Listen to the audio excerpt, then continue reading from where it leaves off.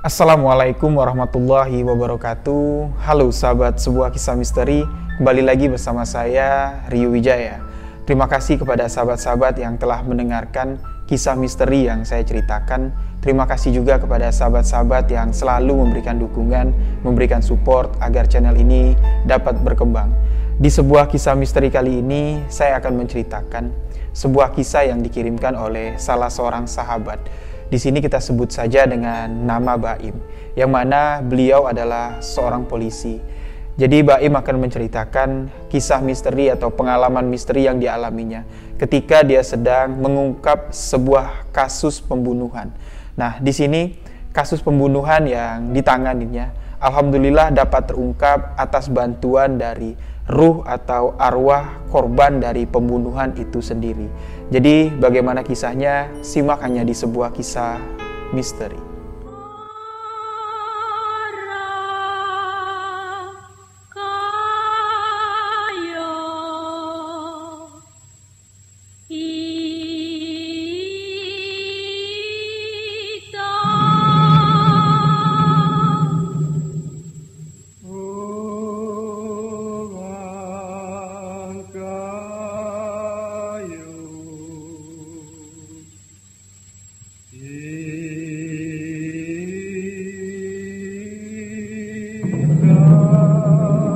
Jadi kisah yang diceritakan oleh Mas Baim terjadi di tahun 2004 yang lalu.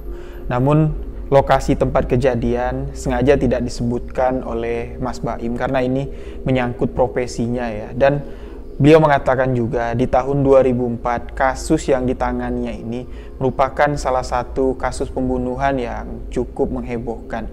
Jadi beliau tidak ingin nama lokasinya disebutkan ya. Nah, di sini Mas Baim di tahun 2004 itu baru dipindahkan ke suatu daerah. Ya. Mas Baim polisi dan di sini dia adalah bagian kriminal. Beliau pindah bersama istri dan seorang anaknya. Jadi di tahun 2004 itu kasus pertama ketika dia baru pindah di kota itu adalah sebuah pembunuhan. Ya. Terjadi pembunuhan. Yang menjadi korban adalah seorang wanita berusia sekitar 55 tahun. Diketemukan meninggal dunia pada sore hari di rumahnya dengan luka bacokan dan luka gorokan di bagian leher sehingga wanita tersebut tidak dapat diselamatkan. Nah, di sini Mas Baim ya, yang diperintahkan oleh atasannya sebagai ketua tim untuk mengusut menyelidiki kasus pembunuhan ini. Ketika mendapat informasi terjadi sebuah pembunuhan, Mas Baim langsung datang ke lokasi ya, yang mana saat itu jasad dari korban pembunuhan ini masih tergeletak di depan kamar mandi dengan ya banyak lah ya luka bacokan. Mas Baim bilang di bagian punggung, di bagian dada dan bagian leher sudah hampir putus tergorok dengan darah yang cukup banyak. Nah, di sini Mas Baim sebagai ketua tim penyelidikan di kasus pembunuhan itu, otomatis Mas Baim orang yang pertama yang boleh mendekati jenazah korban tersebut. Dia melihat ya, wanita yang kurang lebih berusia 55 tahun itu. Ya, di sini Mas Baim dapat menyimpulkan kalau ini memang pembunuhan. Dan di sini juga Mas Baim melihat ada beberapa bekas lebam ya di bagian wajah dan di bagian tangan. Di sini juga Mas Baim mengatakan kalau pelaku pembunuhan ini lebih dari satu orang. Nah, namun di sini aneh. Motif dari pembunuhan ini ya, banyak orang beranggapan kalau ini ablah perampokan. Namun ketika diselidiki tidak ada satupun bekas atau seperti orang yang mengobrak-abrik rumah ya mencari barang berharga. Nah, jadi di sini Mas Baim beserta tim pun memutuskan kalau ini adalah kasus pembunuhan. Namun latar belakangnya belum diketahui. Jadi singkat cerita, setelah Mas Baim memeriksa semua lokasi ya, tempat kejadian perkara, jenazah pun dibawa ke rumah sakit untuk diotopsi lebih lanjut. Nah, ketika jenazah sudah dibawa ke rumah sakit, Mas Baim masih berada di TKP. Dia menyelidiki seluruh bagian rumah, menanyai beberapa saksi ya, atau orang yang melaporkan penemuan jenazah ini. Ya. Sekitar jam 5:30 sore, ya, Mas Baim ditelepon oleh pihak rumah sakit. Ya, karena jenazah ini akan diotopsi. Otomatis Mas Baim sebagai anggota kepolisian dan sebagai tim penyelidikan dari kasus pembunuhan ini, beliau harus ada di rumah sakit untuk menyaksikan otopsi dari pihak medis ya, pihak rumah sakit. Mas Baim pun langsung jalan ke rumah sakit dan di sana Mas Baim menyaksikan otopsi yang dilakukan oleh tim medis. Ya, Mas Baim melihat ada 4 luka yang cukup parah ya. Di bagian punggung terdapat luka sayatan, di bagian dada dan di bagian paha. Yang paling parah adalah di bagian leher. Mas Baim mengatakan hampir ya, leher dari wanita itu hampir putus ya, seperti digorok seperti itu.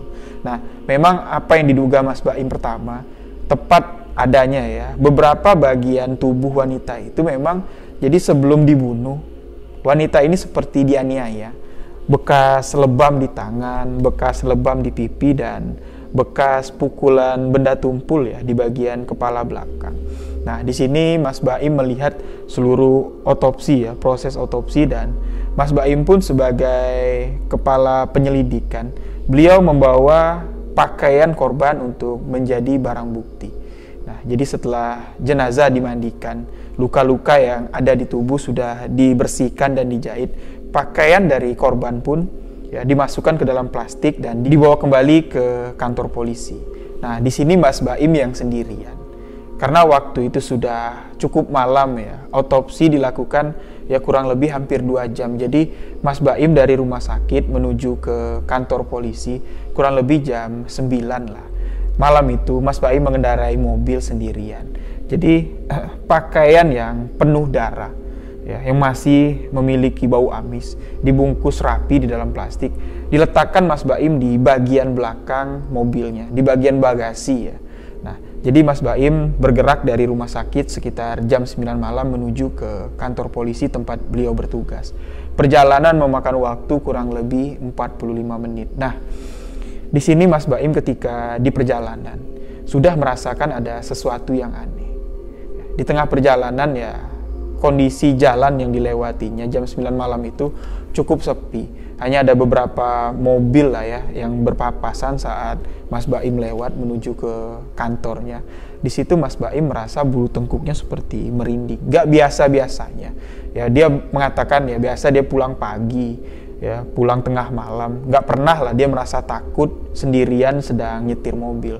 Tapi malam itu dia merasakan sesuatu yang sangat aneh. Singkat cerita, Mas Baim sampai ke kantor polisi dan menyerahkan pakaian korban sebagai barang bukti ke bagian bagian penyimpanan barang bukti. Nah, setelah itu Mas Baim kumpul bersama timnya untuk menggali informasi apa yang sudah didapat tim dari TKP. Ya, di sini mulai dilakukan penyelidikan dan singkat cerita Mas Baim menyimpulkan dan tim kalau ini adalah benar. Motifnya 100% adalah pembunuhan dan sudah diketahui pelaku pembunuhan ini adalah 2 orang. Nah, jadi setelah pendalaman kasus ya, Mas Baim sudah mengantongi beberapa identitas pelaku. Namun ya cuman sekedar alibi ya, atau cuman sekedar baru belum fix lah Mas Baim bilang, baru perkiraan aja ya, mengantongi 2 nama pelaku dan motif pembunuhan ini adalah dendam. Singkat cerita hampir jam 12 malam, Mas Baim pulang ke rumahnya. Nah, Mas Baim mengatakan, di jam 12 malam itu dia pulang ke rumah, nggak biasa-biasanya. Kalau dia pulang malam, anaknya yang baru berusia 11 bulan ya, hampir 1 tahun lah. Ya, ketika Mas Baim pulang, menangis. Ya, di jam 12 malam itu biasanya anak Mas Baim ini sudah tertidur pulas. Namun di sini aneh. Ketika Mas Baim memarkirkan mobilnya di garasi dan baru mengetuk pintu rumah, anaknya sudah menangis, nggak seperti biasanya. Namun di sini Mas Baim beranggap ya, namanya anak kecil mungkin kaget ya. pada jam 12 malam sedang anteng tidur, tahu-tahu mendengar suara mobil dan ketukan pintu, dia kaget. Ya, Mas Baim pulang, masuk ke rumah, dan pada malam itu ya, karena Mas Baim sudah kelelahan, jadi dia nggak mandi. Setelah dia seharian dari sore mengolah TKP tempat kejadian pembunuhan, ke rumah sakit, dan ya boleh dikatakan lah ya, pakaian yang digunakan Mas Baim masih ada sedikit-sedikit bercak darah dari korban pembunuhan itu. Jadi Mas Baim karena kecapean, dia bilang dia nggak tidur, dia ganti pakaian, dia langsung tidur. Nah, di sini ya, pada malam itu Mas Baim merasakan sesuatu yang nggak pernahnya dialami. Memang Mas Baim baru di rumah itu, baru sekitar ya 5 bulan lah.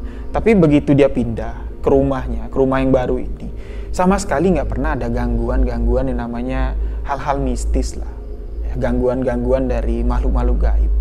Ya, aman-aman aja. Bahkan anaknya yang berusia 11 bulan nggak pernah istilahnya kalau malam nangis, ya, seperti ya ketakutan lah. Tapi malam itu, mulai dari ketika Mas Baim pulang jam 11 malam, dia masuk ke kamar ya, melihat anaknya nangis ya. Ya, seorang ayah baru punya anak pertama, dia pengen dekat sama anaknya, rindulah sama anaknya. Ketika Mas Baim pengen dekat sama anaknya semakin menjadi-jadi menangis. Nah, istri Mas Baim pun bilang, "Mas, kamu dari mana sih? Kok anak kita nggak biasa-biasanya ngelihat kamu ketakutan kayak gini?" "Ya biasalah, aku dari kerjaan, aku dari kantor." Tapi di sini ya Mas Baim nggak menceritakan kalau tadi dia baru menangani sebuah kasus pembunuhan. Nah, oke lah, Mas Baim bilang, "Ya udahlah, aku tidur di luar aja lah, aku juga udah capek. Yaudah, nggak enak ganggu anak, ntar anak kenapa-napa lagi." Singkat cerita, Mas Baim tidur di ruang TV di atas sofa. Nah, Mas Baim tidur, dan di dalam tidurnya Mas Baim merasakan sesuatu yang aneh. Jadi dia belum tidur ya. Jadi gimana ya? Orang baru setengah tidur lah. Jadi masih di awang-awang ya. Dia selalu teringat jenazah yang dia lihat di ruang otopsi. Dengan ya, wajah yang, mohon maaf sebelumnya ya, dengan mata yang masih terbuka dan mulut yang menganga. Luka sayatan di lehernya yang cukup besar, hampir membuat leher dari wanita itu terputus. Selalu terbayang-bayang di benak Mas Baim ketika dia mau tidur. Nah, di sini ya, Mas Baim nggak bisa memastikan apa yang dirasakannya pada malam itu. Apakah mimpi, apakah benar-benar penglihatan batin yang dimiliki Mas Baim. Dia seperti melihat rekap kejadian perkara tersebut. Ya, seolah-olah dia berada di lokasi kejadian. Dia melihat 2 orang datang ya, memasuki rumah itu dan tiba-tiba langsung memukuli seorang wanita di dalam kamarnya. Ya, masuk dengan cara masuk dari pintu belakang, mencongkel pintu belakang, masuk ke kamar dan memukuli wanita itu. Mas Baim melihat wanita itu diseret ke ruang tengah, pas di lokasi jenazah wanita itu diketemukan. Di situ ya, wanita itu mencoba untuk melawan namun dipukuli. Nah, disinilah salah satu pelaku pembunuhan ya, dengan membawa senjata tajam ya, berupa golok lah, memukul bagian belakang kepala wanita itu dengan bagian yang tumpul dari golok tersebut. Nah, wanita itu jatuh.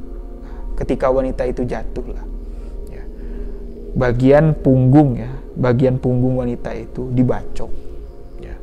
Setelah dibacok, wanita itu ya efek mungkin merasa kesakitan ya, berbalik dan menggerang ya. Ketika menggerang itu tiba lagi pukulan atau bacokan di bagian paha, ditambah lagi di bagian dada. Namun Mas Baim melihat wanita korban pembunuhan ini masih menggerang kesakitan ya, memberontak untuk berdiri. Nah, disitulah pelaku yang satunya lagi memegang leher wanita itu dan merampas golok dari temannya, langsung menggorok leher bagian wanita tersebut. Mas Baim melihat di situ golok yang sangat tajam dilintangkan di lehernya, ditarik dan membuat leher wanita itu hampir putus. Disitulah wanita itu langsung terkulai dan tidak bernapas lagi. Nah, Mas Baim terkejut ya, mendengar azan subuh, dan di situ dia baru sadar, astagfirullahaladzim, aku tadi nggak mandi. Ya mungkin darah dari korban. Ketika aku memegang pakaiannya tadi masih menempel di tubuhku waktu aku mau tidur. Ya, jadi dia di sini beranggap mungkin ini sebuah petunjuk yang didapatnya dari kasus pembunuhan yang ditangani oleh Mas Baim. Nah, singkat cerita, kejadian ini dirahasiakan oleh Mas Baim. Tidak diceritakan ke istrinya, bahkan ke rekan satu tim dari Mas Baim untuk menyelidiki kasus pembunuhan ini pun tidak diceritakan. Ya, singkat cerita, penyelidikan kasus pembunuhan ini berjalan namun tidak menemukan titik terang. Ya, kurang lebih sudah 4 hari berjalan. Namun di sini Mas Baim masih memiliki keyakinan kalau pelaku pembunuhan ini masih berada di kota tersebut, walaupun sudah keluar kota, namun lokasinya tidak jauh. Ya. Nah, di malam kelima, Mas Baim pulang ke rumah, ya, sedang menyiapkan beberapa laporan lah. Ya, duduk di sofa tempat malam kemarin dia tidur, sedang mengetik beberapa pekerjaannya, laporan dari penyelidikan itu untuk diberikan ke atasannya. Sekitar jam 11 malam, Mas Baim mendengar seperti suara bisikan wanita yang mengatakan atau yang menyebutkan nama satu daerah. Nah, bisikan itu mengatakan, ya, kita ibaratkan aja ya di sini. Dek, itu loh, di Jambi. Kamu ke Jambi, di sana deh. Di sini Mas Baim mendengarkan bisikan itu langsung diam dan menutup laptopnya. Nah, dia memperhatikan di sekitar. Kira-kira siapa yang berbisik kepada Mas Baim? Ya, dia mengecek keluar. Ternyata di luar sudah gelap, gak ada satupun orang. Nah, Mas Baim kembali duduk di kursinya dan Mas Baim kembali membuka laptop untuk melanjutkan pekerjaannya. Mas Baim kembali mendengarkan bisikan di telinganya. Coba kamu cek di Jambi, pasti ada di sana. Kamu cek di Jambi lah. Nah, berkali-kali kalimat itu diucapkan. Ya, di sini Mas Baim mulai merasakan merinding. Ya. Aura di ruangan tersebut pun tiba-tiba menjadi dingin dan batin Mas Baim mengatakan kalau ini sudah nggak baik lagi. Dia menutup laptopnya, dia masuk ke kamar dan dia tidur. Nah, keesokan harinya, di pagi hari, Mas Baim langsung bergegas menuju ke kantor karena laporan yang dibuat Mas Baim tadi malam kan belum siap. Dia berniat, ya udahlah di kantor aja lah aku siapin. Bahkan istrinya untuk sarapan di rumah pun dia nggak sempat. Karena memang penyelidikan kasus pembunuhan ini sudah deadline. Atasannya pun sudah memberikan teguran kepada Mas Baim. Sudah 5 jalan 6 hari, hampir seminggu. Ya. Tidak ada titik terang dari kasus yang ditangani oleh Mas Baim. Kalau sudah lewat dari 10 hari, kasus ini akan dipindahkan ke instansi yang lebih berwenang atau lebih di atas instansi yang sekarang Mas Baim bekerja. Ya otomatis di sini reputasi Mas Baim akan turun. Nah, atasannya bilang, kalau kamu memang memiliki kemampuan, kamu pasti bisa membuktikannya. Saya yakin kamu dipindahkan ke kota ini karena kamu memiliki istilahnya ya rating kerja yang bagus. Jadi saya yakin kamu bisa menyelesaikan penyelidikan ini dalam waktu yang sudah kita tentukan. Siap, komandan. Ya, jadi Mas Baim di situ kembali mengumpulkan timnya. Nah, jadi beberapa tim mengutarakan lah ya pendapatnya kalau pelakunya berada di sini, penyelidikan sudah mengarah ke sini. Di tengah rapat di ruangan Mas Baim, kembali bisikan itu terdengar. Ya. Seolah-olah orang yang sedang berbicara di ruangan itu hening dan sama sekali Mas Baim nggak bisa mendengar. Dia cuma bisa mendengar bisikan. Dek, coba kamu periksa di Jambi. Kamu ajak teman-teman kamu cari di Jambi. Pasti ada di Jambi. Mas Baim kembali mendengar itu dan dia terkejut. Ya. Dia langsung menyuruh seluruh anggota timnya untuk diam. Ya, diam semua. Ya. Coba diam dulu. Nah, di sini Mas Baim mencoba untuk kontak batin lah ya. Mas Baim mengatakan, di dalam hatinya dia mengatakan kalau ini memang bisikan dari arwah yang menjadi korban pembunuhan. Ya. Tolong katakan lagi, di mana saya dapat memecahkan kasus ini. Nah, di sini Mas Baim langsung mendengar lagi bisikan tersebut.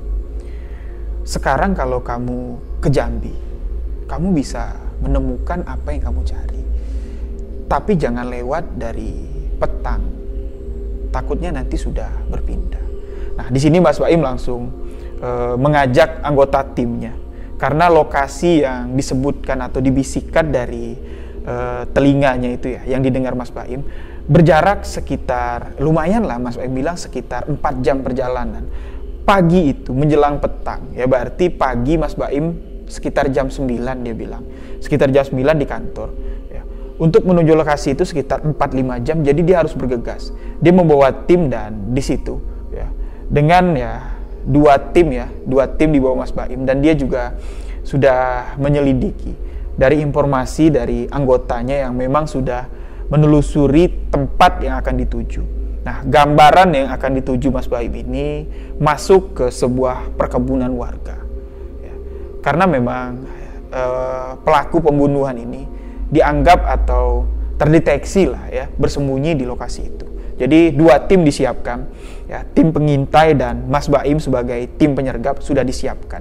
Namun di sini anehnya, di tengah perjalanan, ya, sekitar jam 2 siang, ya, sudah hampir sampai ke lokasi kejadian, Mas Baim kembali mendengar bisikan di telinganya. Dek, kamu terlambat, ya, kamu putar balik. Sekarang kamu putar balik ke dekat rumah lokasi kejadian pembunuhan. Jangan lama, kamu putar balik sekarang. Nah, jadi ya Mas Baim bingung. Ya, tadi disuruh ke Jambi, ya, untuk melihat apa yang kamu cari ada di sana. Nah, sudah mau sampai ke Jambi, Mas Baim langsung disuruh putar balik menuju ke rumah di mana tempat kejadian perkara. Jadi Mas Baim ya memutuskan kita putar balik. Kenapa Dan? Putar balik aja. Jadi mereka ya yang sudah hampir sampai ya, sudah mempersiapkan semuanya. Tim pengintai pun sudah hampir sampai di lokasi. Mereka harus putar balik. Dengan cepat mereka putar balik dan mereka sampai ke lokasi tempat perkara, ya, lokasi tempat pembunuhan. Nah, di situ Mas Baim menemukan satu titik terang. Karena menurut informan atau ya orang yang sudah dijadikan informan lah di lokasi tempat kejadian itu mengatakan kalau melihat salah satu salah satu pelaku pembunuhan yang dulu masuk ke rumah itu ya, datang ke lokasi kejadian tapi nggak masuk ya, cuman istilahnya mengintai lalu pergi. Nah, di sini kejadian ini baru terjadi sekitar 10 menit. Jadi tim langsung menyusuri lokasi kejadian. Ya, membagi beberapa tim.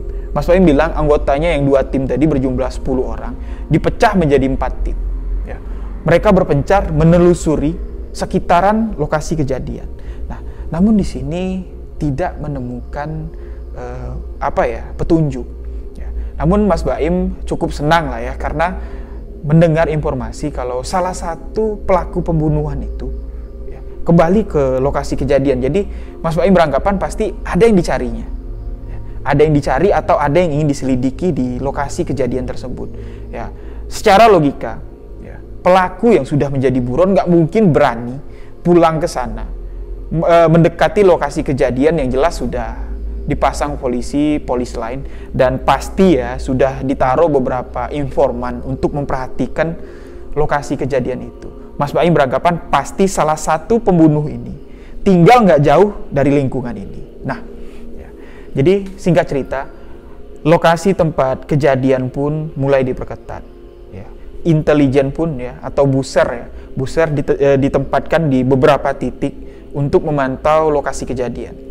Nah, di sini alhamdulillah Mas Baim mengatakan salah satu warga ya, melihat kalau pembunuh itu yang tadi menghampiri TKP ya, mengendarai motor dan dia sempat mencatat nomor polisi dari motor tersebut. Nah, di sini Mas Baim langsung mengecek ya, informasi dari plat nomor, dilacak dari plat nomor dan di situ Mas Baim ya, dapat sebuah alamat. Pada malam hari itu juga tim langsung menyergap ke alamat dari sepeda motor yang digunakan.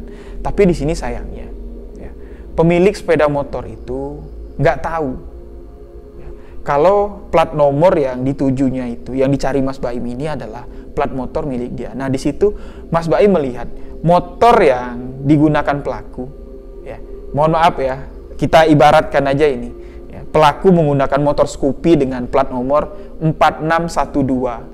Ya. Nah, di sini Mas Baim menemukan plat nomor yang sama tapi motornya berbeda.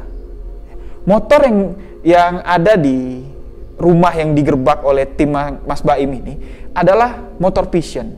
Sedangkan warga melihat motor Scoopy yang dengan plat nomor itu. Nah, di sini Mas Baim ya kita dikerjain nih.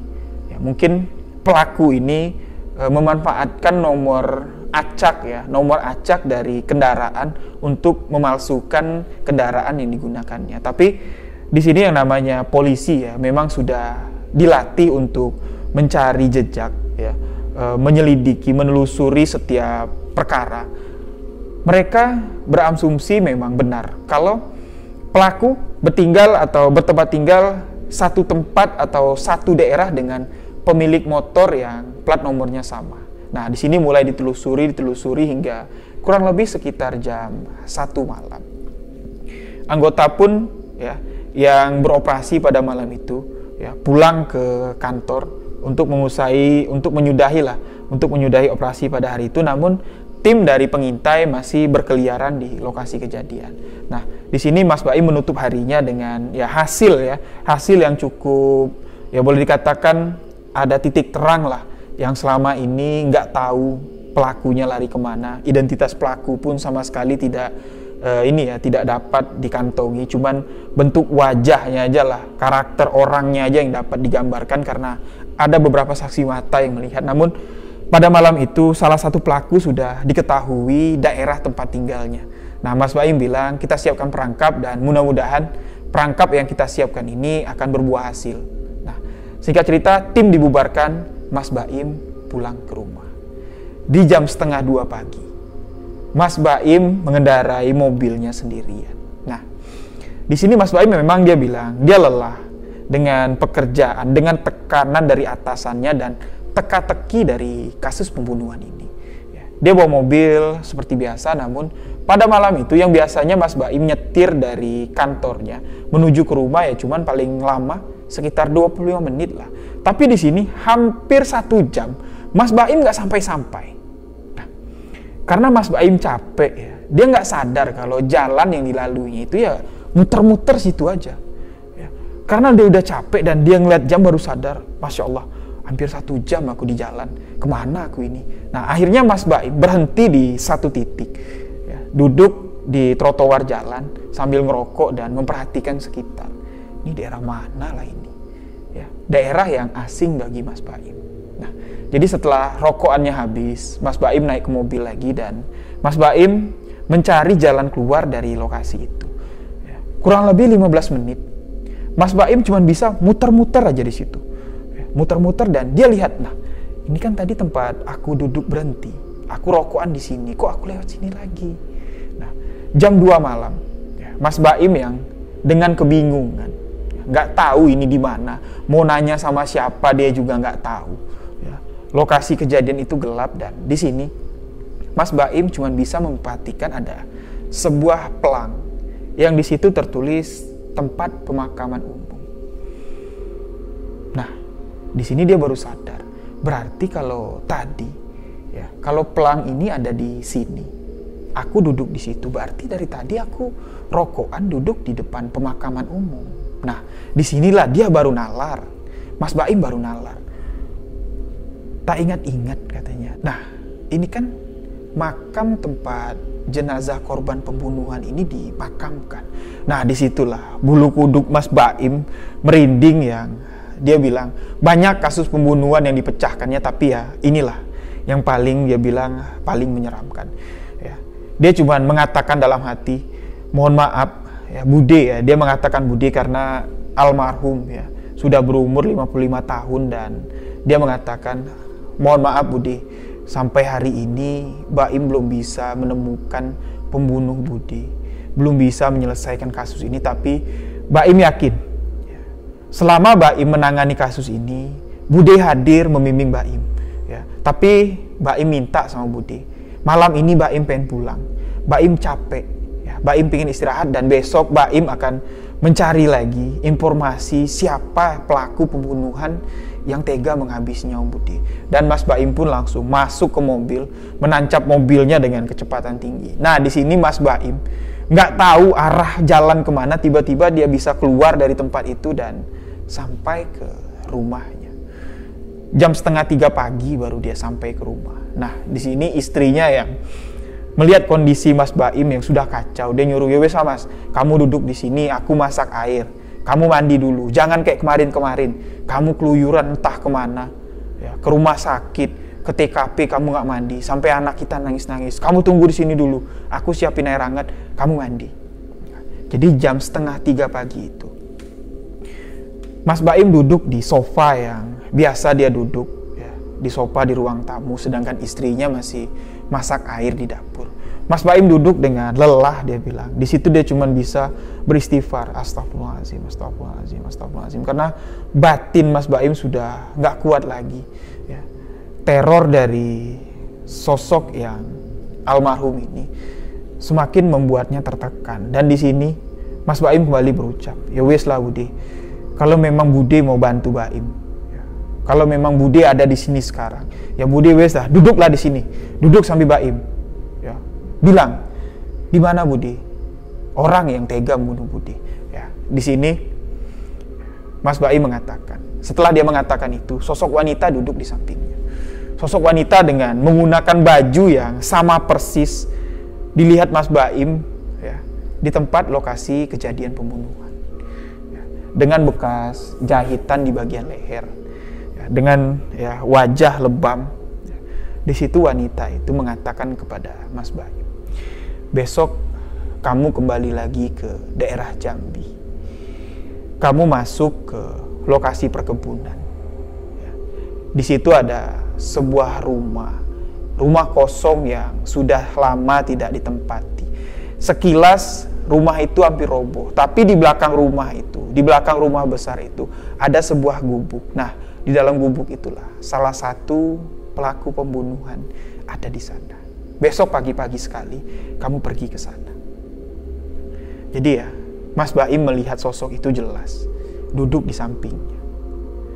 Mas Baim melihat ke samping dan sosok itu menatap Mas Baim, mengatakan hal seperti itu. Sampai Mas Baim dikejutkan istrinya, ditepuk bagian pundak. "Mas, hush." Nah, Mas Baim masih menoleh ke arah samping. Dan istri Mas Baim mengatakan kalau tatapan mata Mas Baim itu kosong. Nah, istrinya bilang, "Ya wes, kamu mandilah. Mandi, nggak beres nih." Ya, jadi Mas Baim disuruh mandi dan dia mandi. Ketika dia mandi, selesai dia mandi, dia menghadap kaca. Sosok itu pun masih terlihat dari kaca, ya. Dari kaca tepat berada di belakang Mas Baim. Mas Baim melihat ke belakang, namun sosok itu hilang. Ya, jadi Mas Baim memutuskan malam itu, karena sudah jam 4 ya, dia pulang 2:30, sudah jam 4, ya wes lah, aku nunggu subuh, aku sholat subuh dulu baru aku tidur sebentar. Jadi Mas Baim sholat subuh, selesai subuhan, Mas Baim tidur dan berpesan kepada istrinya, "Jam 7 teng kamu bangunin aku." Jadi singkat cerita pagi itu jam 7 teng Mas Baim pun langsung bangun, dibangunkan istrinya, mandi, bersiap, bergegas ke kantor, dan tanpa aba-aba Mas Baim langsung mengerahkan seluruh timnya untuk melakukan penyergapan. Mereka langsung menuju ke alamat yang disebutkan oleh almarhum Bude. Ya. Jadi malam itu seolah-olah Mas Baim mendengar apa yang disampaikan oleh Bude. Ya. Di otak Mas Baim terlintas arah jalan. Rumah yang dikatakan Bude itu terlintas di bayangannya, rumahnya seperti ini, jalannya di sini. Ya. Jadi dengan waktu yang tidak lama ya, dengan gampangnya lah, Mas Baim beserta tim langsung dapat menyergap, dan di situ memang ditemukan salah satu pelaku yang buron. Nah, di situ ditangkap dan langsung dibawa ke kantor. Menurut informasi dari pelaku, ya, temannya, pelaku satu lagi, nggak ikut kabur. Ya, dulu ikut kabur, dia beberapa hari sama-sama di sini, tapi dia bilang dia mau pulang. Nah, Jadi di sini disebutkanlah alamatnya di mana. Pelaku itu langsung dibawa menjemput ke rumah pelaku yang kedua. Akhirnya pada hari itu kedua pelaku pembunuhan dapat ditangkap oleh Mas Baim beserta tim. Ya, di situ diinterogasi. Jadi gini, Mas Baim mengatakan kalau Bude ini adalah istri pertama dari salah satu saudagar lah, ya, orang yang cukup kaya lah, pembisnis di kota itu. Namun saudagar ini memiliki simpanan atau istri muda. Ya kalau orang bilang madu ya. Jadi istri muda. Nah, istri muda dari saudagar inilah otak dari pembunuhan. Ya, otak pembunuhan dari Bude ini. Jadi dia menyuruh 2 orang pegawai kerjanya untuk menghabisi nyawa Bude dengan upah 25 juta. Jadi ya orang ini mengatakan karena kebutuhan ekonomi, ya tega nggak tega lah. Pertama dia nggak berniat untuk menghabisi Bude dengan cara yang mengenaskan seperti itu. Tapi ya mungkin dia kalap, ya dia nggak tahu lah, mungkin setan yang ada di otaknya. Jadi dia tega menggorok leher Bude hampir putus. Jadi diceritakan lah, ya, karena memang upah yang dibayarkan cukup besar, ya kami akui kami salah. Namun di sini dia menyebutkan kalau wanita yang menyuruhnya ini ya terakhir mengontak mereka setelah memberikan uang 25 juta itu tidak pernah ketemu lagi. Nah, jadi di sini PR baru untuk Mas Baim dan tim, ya, untuk menemukan sosok otak pelaku dari pembunuhan Bude. Jadi setelah 2 orang ini ditangkap, Mas Baim pun mendapat apresiasi dari atasannya. Kan apa aku bilang? Aku yakin kalau kamu bisa menyelesaikan permasalahan ini. Nah, tapi komandan Mas Baim ya, nggak percaya. Ketika Mas Baim menceritakan kalau bukan saya Pak sebenarnya ya patut Bapak beri apresiasi. Ya, saya nggak bangga atas keberhasilan saya kali ini, tapi saya bersyukur karena Bude yang membantu saya. Nah, komandan dari Mas Baim ini nanya, Bude kamu yang bantu? Emang Bude kamu paranormal, Im? Nah, disinilah Mas Baim menceritakan kalau Bude yang dimaksud oleh Mas Baim adalah sosok wanita korban dari pembunuhan ini, ya, yang membantu Mas Baim, selalu memberikannya bisikan untuk menemukan pelaku pembunuhan. Nah, di sini Mas Baim juga nggak tahu, entah ini sang komandan guyon atau sang komandan ya berkelakar ya untuk menghibur Mas Baim. Ya, komandannya mengatakan, ya udah Im, Bude kamu pelihara aja. Nanti kamu bisa minta bantu sama Bude buat mecahin kasus-kasus yang kita pegang. Nah, di sini Mas Baim bilang, wis Pak, apaan sih? Ya, aku aja dideketin sama Bude aja aku nggak berani. Nah, nggak apa-apa lah. Yang penting sekarang lihat nih, Bude bisa bantu kamu. Ya ini entah guyonan ya, entah apalah maksud dari komandan Mas Baim. Nah, tiba-tiba pada malam hari, ya, tepat sekitar jam 2:30 pagi, sang komandan menelpon ke nomor kontak Mas Baim. Mas Baim yang sudah di rumah, sudah tidur, kaget mendengar ponselnya berbunyi dan di situ ada tulisan komandan. Ya. Dia kaget, ada apa nih? Dia bilang, langsung angkat. Ya, di situ komandannya dengan napas ya, nggak karuan ya, ngap-ngapan ketakutan langsung menanyakan, Im, Bude kamu itu mana Im? Bude kamu ganggu aku Im? Aku tidur dikelitikin Im. Nah, di sini Mas Baim bilang, Bude siapa Pak? Itu Bude kamu, hantu yang korban pembunuhan itu. Aku lagi tidur, aku sama istriku dikelitikin kakiku Im. Im, kamu tolong kesini Im, suruh Budemu pulang Im. Nah, jadi Mas Baim yang bingung ya. Nah, kok Bude bisa ke sana? Nah, Mas Baim ingat, nah ini guyonan komandan nih buat Bude marah. Jadi ya Mas Baim mendengar perintah dari komandannya, langsunglah ke rumah komandan. Sampai di rumah komandan ya, komandan sama istrinya udah ketakutan. Dia bilang, kami lagi tidur. Ya. Tiba-tiba di telapak kaki kami ada yang gelitikin gini. Kakiku pertama Im, geli, aku kira istriku. Nah, tiba-tiba istriku digelitikin lagi. Ketika kami bangun, nyalain lampu, ada sosok wanita Im. Ya. Persis dengan foto yang saya lihat. Foto wanita yang meninggal di rumah itu. Foto wanita yang kasusnya kamu tangani. Nah, komandan lah, bapak lah, ya, ngapain bilang suruh saya pelihara Bude. Bude marah tuh Bude ada di sini tuh. Ya memang saat itu Mas Baim masih bisa melihat dari sosok si Bude. Memang Bude ada di sana. Nah, di sini Mas Baim coba kontak lagi ya, dengan berbicara dalam hati, dengan menggunakan batinnya, meminta maaf kepada Bude. Nah, Mas Baim mengatakan, "Yo wis deh, maafin, komandanku guyon, canda aja. Ya, Bude jangan ganggu. Toh juga aku sudah bantuin Bude. Ya Bude tenang-tenang aja di sana." Ya, jadi memang permasalahan ini pada malam itu di rumah komandan pun selesai. Nah, di sini Mas Baim ya, mengatakan setelah dua pelaku ini tertangkap, dia harus memecahkan, mencari informasi di mana sosok wanita ya, istri muda atau Madu dari Juragan ini sebagai otak pelaku pembunuhan ini, di mana keberadaannya. Nah, jadi di sini Mas Baim mencoba mengembangkan informasi dari pelaku ya. Mulai mencari informasi di mana tinggalnya, orang tuanya siapa ya, secara intelijen lah ya. Nah, menurut informasi yang didapat oleh tim dari Mas Baim, wanita pelaku ini, otak kriminal ini, sudah lari ke luar negeri. Ya. Ada yang mengatakan ke Singapura, ada yang mengatakan ke Thailand, ada juga yang mengatakan ke Cina. Namun di sini tim nggak begitu saja langsung putus asa, tetap melakukan pencarian. Nah, jadi setelah kurang lebih 1,5 bulan penanganan kasus mencari di mana otak pelaku pembunuhan ini berada, ya, informasi yang didapat pun simpang siur.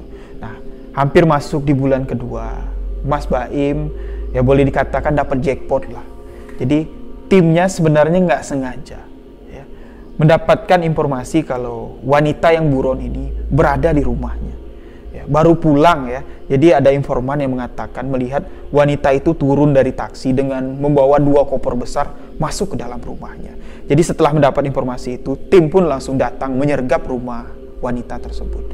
Nah, di sini Mas Baim mendapatkan wanita itu memang berada di rumah dengan kondisi yang sangat kacau. Mas Baim bilang boleh dikatakan kejiwaannya sudah hampir gila ya, dengan ya penampilan yang sudah nggak karuan. Di sini dia menceritakan memang kembalinya dia ke rumah itu memang berniat untuk menyerahkan diri ke kantor polisi karena dalam pelariannya ya, dia sudah nggak nyaman lagi. Hampir setiap malam dia dihantui oleh sosok hantu wanita ini ya, tiap malam dia didatangi oleh istri tua dari suaminya, dia bilang ya, meminta untuk menyerahkan diri ya, menangis di rumah itu seolah-olah ya rumah atau tempat dia bersembunyi itu dipenuhi dengan suara-suara bising, bisikan-bisikan, dan memang ketika malam hari sosok itu mewujudkan diri, menampakkan diri dengan wajah yang menyeramkan. Jadi dia nggak kuat lagi, dia berniat pulang ya, memang langsung menyerahkan diri ke kantor polisi, tapi dia masih takut ya. Nah, kebetulan di sini memang polisi sudah datang menjemput, ya udahlah. Nah, singkat cerita, kasus pembunuhan ini pun dapat diselesaikan. Di sini pun Mas Baim beserta tim ya, melakukan syukuran lah, kecil-kecilan di kantor, dan setelah melakukan syukuran, Mas Baim sendirian mendatangi makam almarhum Bude, wanita korban pembunuhan yang membantu Mas Baim untuk memecahkan kasusnya. Di situ Mas Baim mengirimkan doa, mendoakan Bude agar husnul khotimah, agar arwah Bude dapat kembali ke alamnya, ya, agar Bude tenang dan tidak menghantui, khususnya ya, tidak lagi datang di kehidupan Mas Baim. Mas Baim mengatakan, "Bude, tugasku udah selesai. Apa yang Bude inginkan? Kasus pembunuhannya sudah dapat dipecahkan. Pelaku-pelaku pembunuhan dari Bude pun sudah dapat ditemukan, dan di sini otaknya adalah sebenarnya istri muda dari suami Bude. Nah, sekarang Baim minta sama Bude, Bude tenang-tenang di sini. Baim nggak mau lagi Bude datangin. Baim takut, ya. Nah, di sini Mas Baim mendoakan Bude dan Mas Baim pulang. Namun ketika Mas Baim pulang ya, pada malam harinya dia bermimpi sangat indah.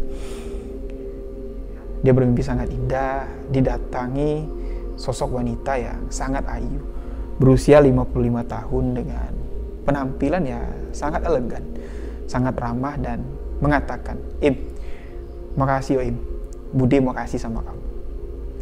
Cuman mengatakan itu dan sosok itu menghilang. Kisah ini diceritakan Mas Baim ya, sebagai kejadian yang sama sekali tidak bisa dilupakan oleh Mas Baim, karena kejadian ini satu-satunya kejadian misteri yang dialami Mas Baim. ketika menangani kasus pembunuhan. Dan karena kasus inilah, ya, karena kejadian ini, Mas Baim mendapatkan pengakuan dan apresiasi dari pihak kepolisian. Mas Baim alhamdulillah mendapat naik jabatan, ya, naik jabatan. Di sini Mas Baim menceritakan kisah ini untuk dibagikan kepada sahabat-sahabat semua. Mas Baim, saya ucapkan terima kasih. Mas Baim sudah ingin berbagi sebuah pengalaman misteri yang cukup berkesan.